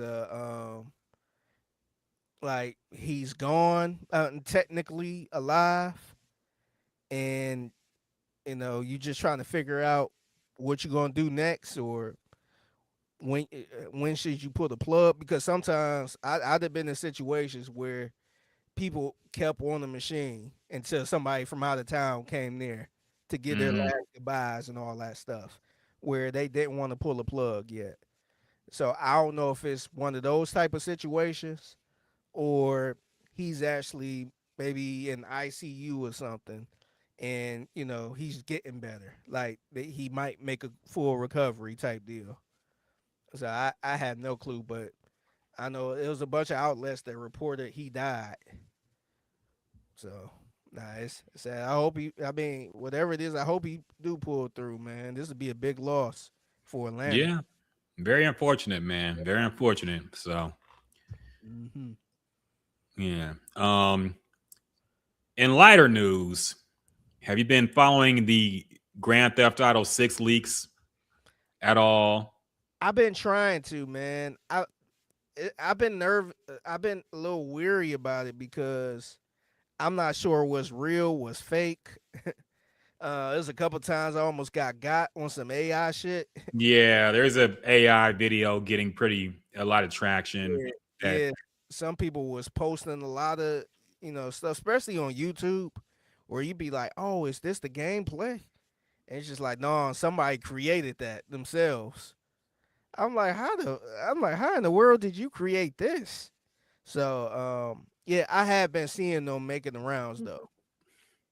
Yeah, so for people who haven't been following, apparently there's a hacker who somehow got access to some kind of earlier build of Grand Theft Auto 6 and is posting gameplay videos of it and releasing information. I haven't seen any big spoilers, so I really wonder if this is like a super early version they got because I haven't heard anything about the story or anything like that. But I've heard, I've seen some cutscenes, I've seen some gameplay. Unfortunately, they do have like a gas thing with the cars, which I was hoping was like a joke. People were for a while saying, "Oh, Grand Theft Auto is going to be so realistic that you got to put gas in the car." And I'm like, I don't want to be that realistic. All right, I don't want to be running around with 5 stars on my ass and run out of gas and then get caught by the cops. But apparently, there is like a fuel system in the game, which is pissing me off, but whatever. Maybe it's not that bad in the actual game. They better not be trying to charge like real money for gas. Like, you get the premium pass and get 2 full tanks of gas free or some shit like that. Nah, don't play it. For unlimited gas is $500 Yeah. a year. You get a subscription. Get a subscription, $25.99 a month, and get free unlimited gas. No, man, I'm not doing that. So that's crazy, man. But yeah, I've seen a few videos. It looks good. I mean, it's early and it don't look super clear, but it looks good. I don't know if it's doing much, but hyping up the video, hyping up the game for people. But what I do hate is when people act like they're on some Robin Hood shit and then start asking for money. Because that's what this guy is doing. At first, he made a statement saying, "Oh, I'm doing this to combat the exploitive practices that's going on in the gaming industry right now, with people eliminating physical disc and making you buy the digital version and all this." Like he was grandstanding on some kind of moral reason why he's leaking all this stuff, and then he started asking for money like right after that. He started like he's pushing some kind of meme coin. He's pushing like he's making people pay to see what they want to see next. Like he's doing a poll and you got to pay to vote in the poll. All right, guys. So you're really just scamming. Yeah. Just do that. You can't be Batman and the Joker. Okay, you gotta be one or the other. Yeah. Don't act like you're doing this for the love of the game and then go around asking for money for more information from people. Yeah. That's where I'm out on it. I'm like, yeah. I wait. Hopefully, this don't mess anything up on the release date, because I think I saw some type of source or somebody that used to work for him, and you can take it with a grain of salt. But I think they mentioned how they think it's going to get pushed back again. This was more of an opinion. Yeah. And like I said, take it with a grain of salt because they used to work for Rockstar or something, and it could be bitter or something like that. But I hope it don't get pushed back. I hope it actually releases on what is it, November 21st? Yeah, something like that. Somewhere around there, yeah. So I Now, hope they go through with it. yeah. Now there is a journalist who's like legit, and he did a story today. I believe he works for the Wall Street Journal now, covering games, and he put out a story basically saying, and he talked to Rockstar people, and he said it's not going to change the release date. It's not going to change they're doing a premiere on Netflix where they're going to unveil the gameplay and all this stuff. It's not going to affect that. He said they are searching and they are upset that it got leaked, and they're searching where the leak came from, but it's not going to change anything with the release date. It's not going to change anything with the game going forward. They're just pissed that it happened, but it's not going to change anything. So that's a good sign. But honestly, the rude awakening is that this game is not going to save the gaming industry, that this game is not going to be like Madden and NBA and Call of Duty and Grand Theft Auto all in one. It's just going to be a Grand Theft Auto game. Yeah. And that's what's going to really maybe disappoint people, because it's not going to like change gaming forever. It's just going to be a Grand Theft Auto game. You know what you're going to do. Yep. Yes, you're going to steal cars and shoot people. Yep. And now, I did see there's basketball in the game. They leaked that though. Real as hell. Yeah. So there's going to be basketball in the game. So NBA 2K might be in trouble. I don't know. Yeah. But yeah, I mean, I think the game is going to be good, but it's just going to be what you think it is. It's not going to be some revolutionary shit that everybody's hoping it is. So gaming is still in trouble, I think, in general. But did you see what NBA 2K is doing? Did you see some of their new updates? With what? They got a NBA 2K27 dropping. Yeah. And I guess in the game, I don't know the last time you played it, but they got the my player or whatever, where you start off, you get drafted, you get in the league, you trying to make your way up. So now they got it where you could go to different eras. Oh yeah, I did see that. I ain't gonna lie, I thought that was kind of cool, man. It is. Yeah, like they got the Magic and Bird era. Mm-hmm. You could start in 1983. I think they got the Jordan era, which is 1991. They got the Kobe era, which is like 2001, 2002, somewhere around there, or it might be 2003. And then they got the LeBron era when he was on the Heat, like 2010, 2011. And then they got the Steph Curry era, which was 2016. I thought that was kind of fly right there, where they tailored everything to that time of the eras too. So, yeah. So I don't know. I thought that was kind of fly, and the jokes was kind of funny too. People reacting to playing against Jordan or playing back in 1983 and all that shit with Magic. Somebody talking about they posted the video of Carlton from Fresh Prince throwing the saying me my player when Magic Johnson makes his announcement. Yeah, dog. That was hilarious. I would want to go back to like the 1950s before they even knew how to dribble with the left hand. I would want to go with my jacked up my player and just destroy the league with my Kyrie Irving handles and my Steph Curry 3-point. But there's no 3-point line back then, so there's no threes. I still be shooting that bitch. Yeah. I'll be shooting that shit from the half court. Motherfuckers call you for traveling every time you dribble between legs or some shit. You hit the court with shit they never seen before. I'll be down with that. I doubt they'll let you go that far back, but it'll be funny if they did. Yeah, I wish they did, man. I wish they had you at least go back to the 60s. Yeah, but yeah, no, I have a fucking Wemby type player. I fucking lock up Bob Cousy, man. I don't let Bob Cousy score on my ass. Come on, dog. Yeah, no, seriously, man. Having Bill Russell looking like Mhm. Draymond Green. Yeah, it wrecked the league with my player in the 1960s.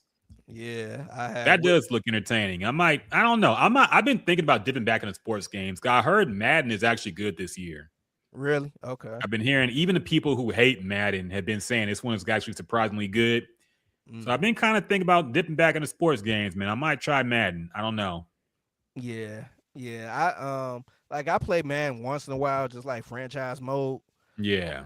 But yeah, 2K. I just been totally out on it, man. Same here, man. Yeah, I just don't like the whole got to pay to play type shit. Mm-hmm. But this one with this new feature, I'm like, damn, I might do it just to do it, just to jump in the league in '91 and face the board and trying to stop the three-peat and all that shit. Like that kind of had me intrigued a little bit. Yeah, I'd be down to try it, man. Maybe it goes on sale. I'll try it out. But I'm kind of down for dipping back into sports games this year, so I might. Yeah.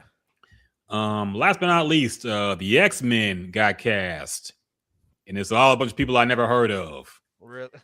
The MCU is announced the new X-Men cast. Of course, the spoiler alert if you haven't seen Spider-Man, but the villain in the movie is Jean Grey, and the girl who was in Stranger Things, not Millie Bobby Brown, the other chick, the redhead chick, is really? Jean Grey. Yeah. Oh, I didn't know that.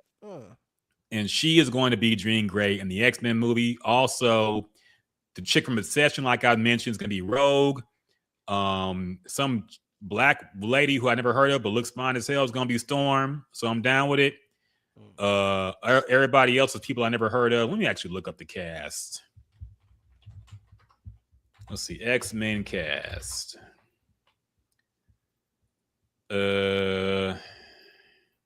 Christopher Abbott as Professor Charles Xavier. Don't know what he's from. Samara Weaving as Emma Frost. Kit Connor as what's the name of this X-Men movie?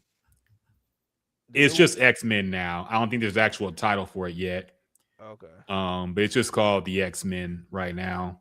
Okay. Kit Connor as Cyclops. Indy Nervette as Rogue. Maya Boyd as Storm. She kind of looks like a young Angela Bassett a bit to me. I haven't seen any of these movies she's been in, but she looks good. And Adam Driver is going to be Mr. Sinister. He's actually, he's been in a lot of shit, so I know him. But look, I'm excited. I like X-Men. I'm not a big MCU guy anymore, but I'm a big fan of X-Men, man. That's one of my favorite superhero teams when I was growing up. I used to love the animated show. I used to love the video games. I used to love the comics. I was a big X-Men fan, man. So I like the movies too, for the most part. They've been good. And I want to see this new cast. I like how it's people I never heard of and new young actors. Yeah, I was gonna mention that to you, man. I was gonna ask you if you like this or did you feel like it need a star? I like it. I think you have to remember, aside from Robert Downey Jr., the original Avengers was people nobody really heard of or cared about. Maybe Chris Evans was the most popular one outside of Robert Downey Jr. because he was in Fantastic Four. But even then, he wasn't like some big name. It was a bunch of young people you ain't never heard of, and they made a name for themselves through the movie. Yeah. And that's what I've been wanting to see. I've been wanting to see like new blood in Hollywood. I'm tired of these old ass actors being in everything. And that's one of the problems I have with The Odyssey. There was like no new actors in the movie. It's a bunch of old people and people that have been around for 10, 15 years. I'm like, where's the new blood in Hollywood? Where's the new actors? So I like it. I know people are pissed because they had fan casting and people they wanted to see a Storm or whatever weren't cast, but I don't care. If they're good for it, they're good for it. And I'm hyped up for it. I want to see how they do. I hope the movie is good, but the cast looks good to me. A bunch of attractive young people, which is what it should be. I'm sure they can act. So let's go for it, man. I'm down. Yeah, I know the girl from Stranger Things was pretty good in that show too. Yep. I could see her playing. I feel like this role kind of fits her perfectly too. I don't know. She's really good in Spider-Man. I didn't like the movie, but she's good in that movie. She was a good character in Spider-Man. So yeah, she's gonna be good in the movie. Okay. Yeah. No, I'm excited for that. Then. Yeah. I'm hyped up, man.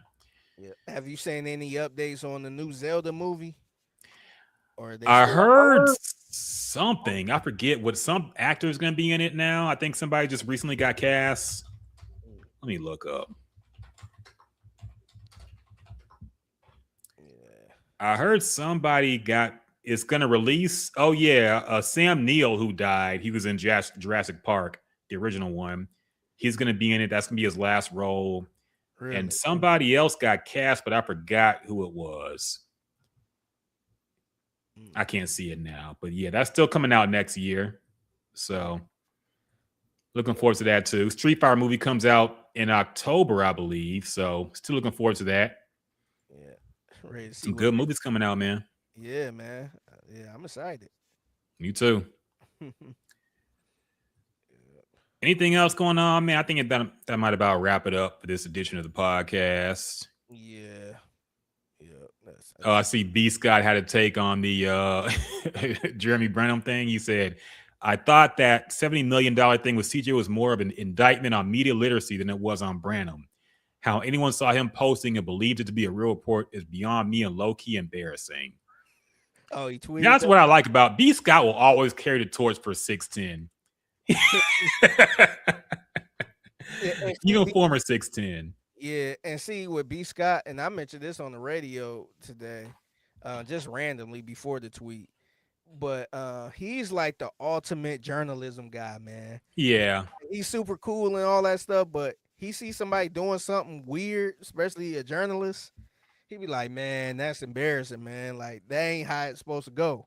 Like, just when people doing weird stuff, especially on social media, like, he getting in this journalism bag. And I know you went to school for journalism. Yeah.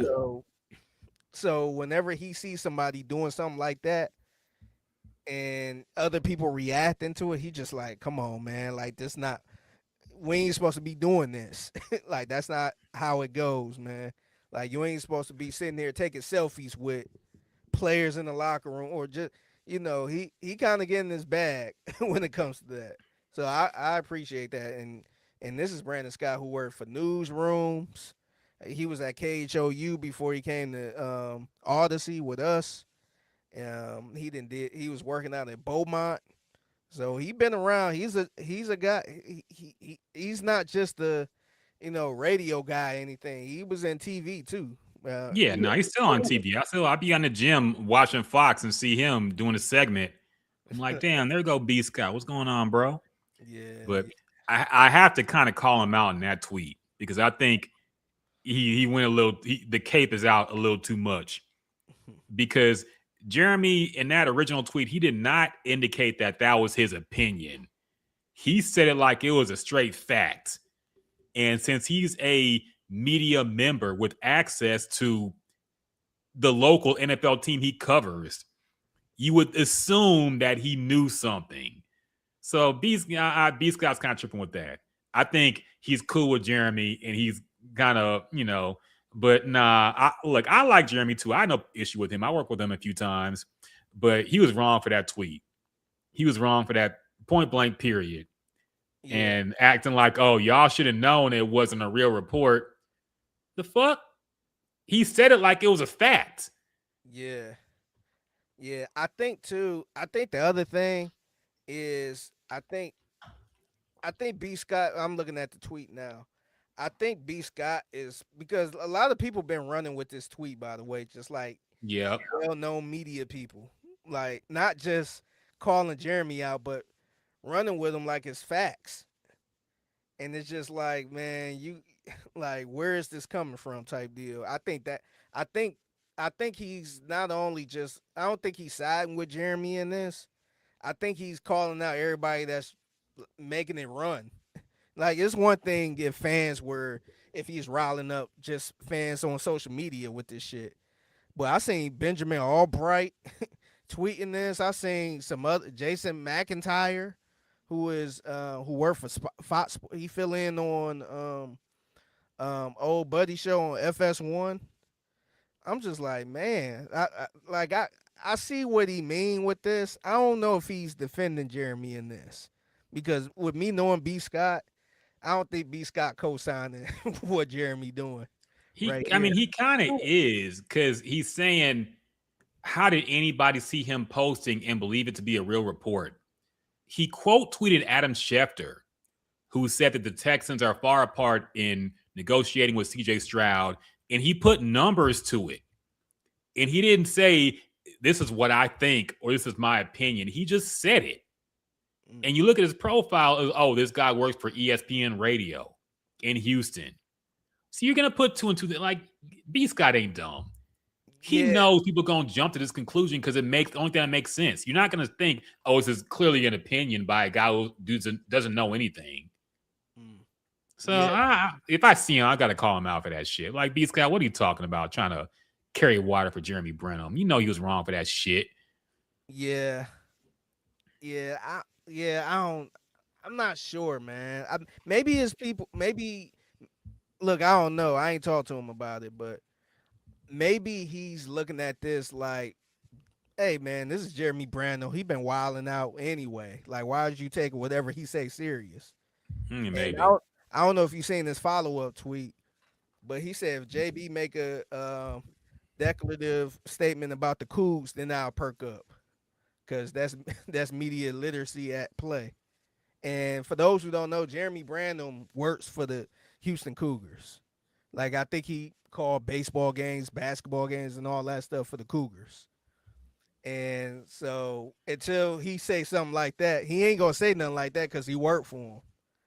So I don't know. It looked like he's just kind of, I don't want to say calling out Jeremy, but it sounds like he's like, how's y'all taking Jeremy serious? Maybe it's a personal thing where he's like, man, like we really running with what Jeremy Branham said.